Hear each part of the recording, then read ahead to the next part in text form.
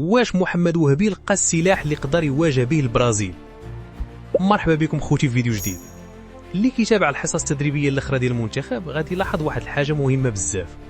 محمد وهبي مركز بشكل كبير على الجانب البدني وتمارين التحمل، الشيء اللي كيبين باللي كيوجد المنتخب لاسلوب لعب مختلف ضد البرازيل، اسلوب مبني على الضغط العالي واسترجاع الكره باسرع وقت ممكن. الفكره اللي بانت من خلال التدريب وحتى المقابله الوديه الاخرى باللي المنتخب ما غاديش يبقى غير كينتظر الخصم، غادي يحاول يضغط عليه من نصف الملعب ديالو باش يقطع عليه بناء الهجمه ويجبروا على ارتكاب الاخطاء. ولكن باش تطبق هذا الاسلوب خاصك لاعبين جاهزين بدنيا بنسبه كبيره، خاصك لاعبين كيحرسوا التيران طول وعرض، كيضغطوا لقدام ويرجعوا يدافعوا بنفس القوه والحماس. السبب اللي مخلي الطاقم التقني مركز بشكل كبير على تقويه العضلات، الرفع من اللياقه البدنيه وتحسين قدره التحمل عند اللعابه. هذا الشيء ماشي صدفه.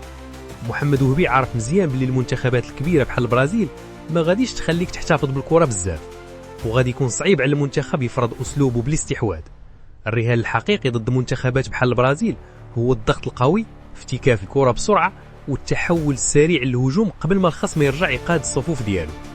وهبي كيبان مقتنع باللي الطريق الانجاز كبير في المونديال ما كيحتاج غير المهارات الفرديه والاسماء الكبيره، ولكن خاص التفوق البدني والجاهزيه العاليه. وإلا قدروا اللعابه يستوعبوا طريقه اللعب اللي باغيها المدرب ويتاقلموا مع هذا النسق المرتفع، المنتخب يقدر يفاجئ بزاف ديال المنتخبات الكبيره بهذا الاسلوب. السؤال اللي كيبقى مطروح، واش فعلا المنتخب المغربي قادر يفرض الريتم والضغط العالي ضد البرازيل؟ خليوا لنا رايكم في كومونتير.